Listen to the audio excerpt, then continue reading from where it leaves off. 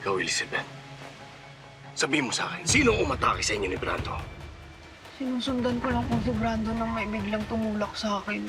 Kaya humampas yung ulo ko. Knockout. Parehas kayong walang kwenta. Dad,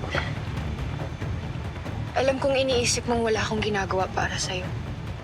Pero maniwala ka.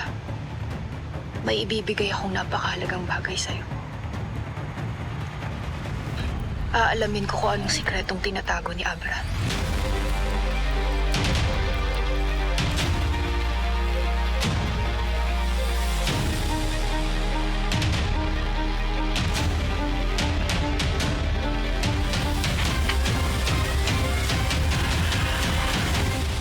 Jay Caparaz, lumuhod ka sa lupa.